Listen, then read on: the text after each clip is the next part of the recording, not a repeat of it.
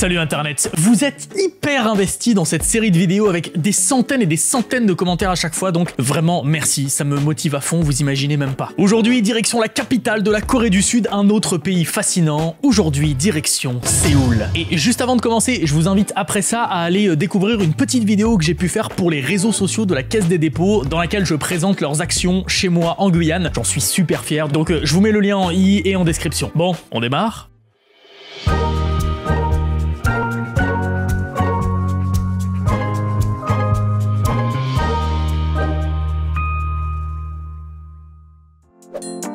Posons les bases. Séoul se trouve ici, au nord-ouest de la Corée du Sud, finalement bien proche de la frontière avec la Corée du Nord, à 30 bornes environ. Divisé en 25 districts, Séoul est aussi divisé en deux par un fleuve, le fleuve Han. Il fait plus d'1 kilomètre de large. Perso, ça me choque pas trop, le fleuve de ma ville natale, le Maroni, fait plus de 2 km, mais évidemment, quand on compare avec des fleuves en métropole, je veux dire, la largeur de la Seine dans Paris, c'est quoi, 200 mètres maximum? En tout, 31 ponts enjambent le Han à travers la ville. Oh, et puis, fun fact, avant d'être fleuve, le Han est divisé en deux rivières, une qui prend sa source en Corée du Sud et une qui prend sa source en Corée du Nord. La nature, elle se fout pas mal des frontières.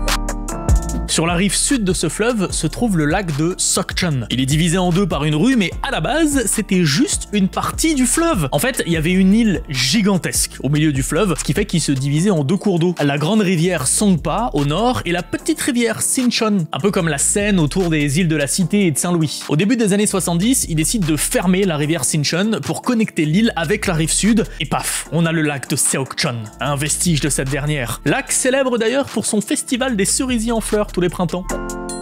Et comme vous l'avez vu sur la vieille photo, il y a aussi des monts dans Séoul, 43 pour être exact, éparpillés sur le territoire de la ville ou juste autour. Je vous avoue que moi aussi ça m'a surpris. Après, bon, faut pas oublier que Séoul a une surface de 605 km². Paris c'est 105 km², donc il y a de la place. Le Sunan est un examen hyper important en Corée du Sud, mais genre vraiment. Une journée par an, 8h30, 17h30. Pas le droit au téléphone, aux livres, aux aliments, parce que ça pourrait peut-être déconcentrer les autres. Pas de chaussures qui font du bruit, pas de décollage ou d'atterrissage d'avion pendant l'épreuve de langue en début d'après-midi. Non mais attendez, les entreprises changent leur horaire exprès pour éviter les embouteillages et laisser la place aux étudiants dans les transports publics. Et si tu loupes ton examen, les rattrapages sont un an plus tard, à la prochaine session. C'est tellement important qu'à Séoul, il arrive que la police escorte les élèves coincés dans les embouteillages pour être sûr qu'ils ne soient pas en retard. Et tout ça pour savoir si t'auras un métier cool ou un job que personne ne veut. Mais sinon, il n'y a pas de pression, tout va bien, c'est chill. Le district que l'on connaît tous sans le savoir, c'est le Gangnam-gu. C'est de là que s'est inspiré Psy pour sa chanson Gangnam Style. D'ailleurs, au moment où je tourne cette vidéo, le clip a plus de 4,3 milliards de vues. Le district, lui, est, comment dire, select. Vous voyez Beverly Hills à Los Angeles, Mayfair à Londres, bon bah c'est la même chose mais à Séoul. Et en particulier au bord du fleuve. Tenez, regardez cet appart de fou, 300 mètres carrés, 6,7 millions d'euros. Excusez-moi, c'est quand même plus de 20 000 euros le mètre carré là, faut peut-être redescendre. Bon après, checkons quand même, peut-être que l'immeuble est fou Bon déjà sur la carte, ok, il est collé au fleuve, ça c'est pas mal. Ouais, l'immeuble en lui-même, il est cool, grand, tout ça, la vue doit être folle et c'est une autoroute. 7 millions pour mater un pont autoroutier. Dans le métro de Séoul, il existe un wagon qui a une bibliothèque. D'accord, c'est juste quelques étagères, mais je trouve ça quand même génial. Les Coréens, comme toute autre personne, subissent les effets de la gueule de bois. Déshydratation, maux de tête, tout ça. Mais ils ont leur remède, et il existe un restaurant à Séoul qui le sert depuis déjà 70 ans. Chongjino. Ils vous serviront leur célèbre Haejingo, la soupe anti-gueule de bois. Alors, je préviens, ce n'est clairement pas pour les végétariens, vu que leur version contient entre autres des os de bœuf, du sang de bœuf congelé coupé en tranches, des intestins, tout ça cuit à petit feu pendant 24 heures. Ah, si je vais un jour à Séoul, j'irai goûter, c'est pas sûr. En tout cas, il y a d'autres versions de ce plat dans d'autres restos, certaines au porc, d'autres aux escargots, d'autres encore aux colins séchés. Et il y a des amateurs peut-être dans les commentaires. Tout à l'est de la ville, dans le district de Kangdong, et plus précisément dans le quartier d'Amsa, se trouve un site archéologique qui date du Paléolithique, dans Séoul même, c'est fou! Occupé de 5000 à 1000 avant notre ère, on ne l'a découvert qu'en 1925, après une crue du fleuve, et dites-vous, c'est le plus grand site archéologique jamais découvert en Corée du Sud. Il y a un musée qui a l'air fou, toute une partie en plein air, vraiment, nouvel endroit insolite ajouté à ma liste. Certes, le pont le plus long du monde se trouve en Chine, mais le plus long pont fontaine est à Séoul. Et qu'est-ce qu'un pont fontaine? Un pont duquel sort des jets d'eau. C'est vraiment dans le nom, quoi. Le pont Pambo traverse le fleuve Han sur plus d'1 kilomètre. Et tout du long, il y a 380 jets d'eau de chaque côté, tous équipés de LED très intenses pour créer des spectacles d'eau et de lumière, que d'ailleurs vous pouvez voir en live à certaines horaires directement sur YouTube. Le tout premier roi de la dynastie Joseon, à la fin du XIVe siècle, a fait construire une muraille autour de Séoul. Et c'est pas de la petite muraille en cap-plat, attention, hein. Plus de 18 km de long, elle faisait tout le tour de la ville et comportait plusieurs portes. Et sa construction légendaire a pris 98 jours. 3 mois. On parle du XIVe siècle, hein. De nos jours, 12 km sont encore debout et il y a de superbes promenades aménagées pour en faire le tour.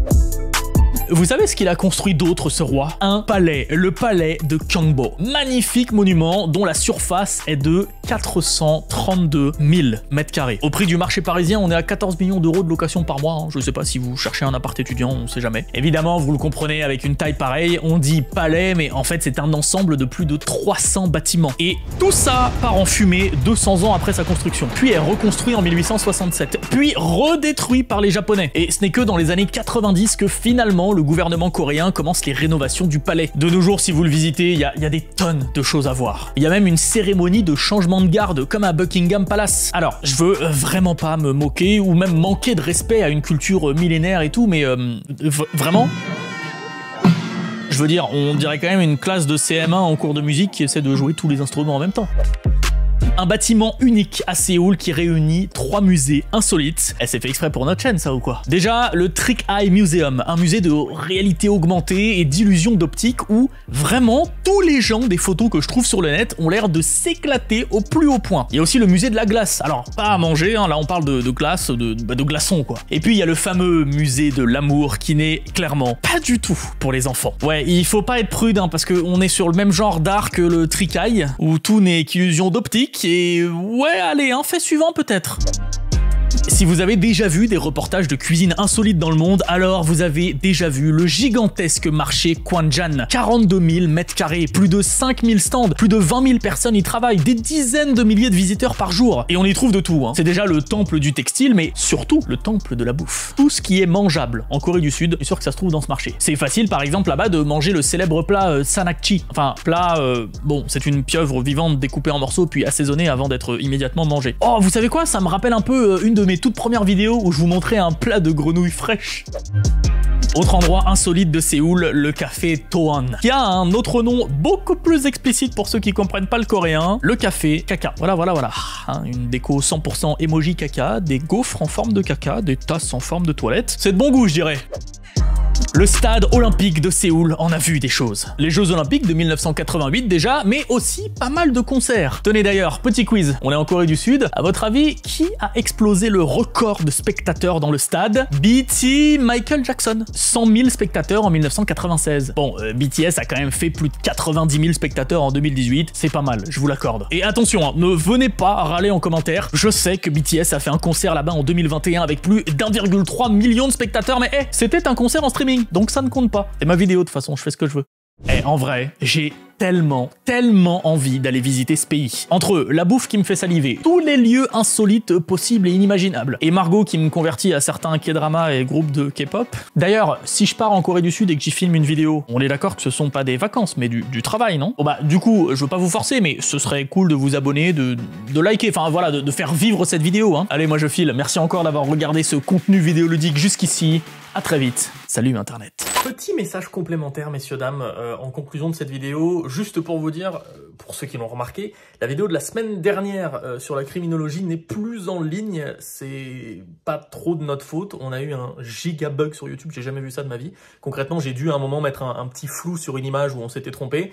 Ça, on peut le faire directement dans YouTube, il y a un petit outil qui est bien fait pour ça, bah, sauf cette fois-ci. Vraiment, j'ai lancé et ça a tout fait bugger, comme vous l'avez vu, certains, l'image a freeze, le son s'est arrêté, j'ai demandé à YouTube, ils m'ont dit pas de problème, on vous remet ça en route, ça prend à peu près de 48 heures à une semaine.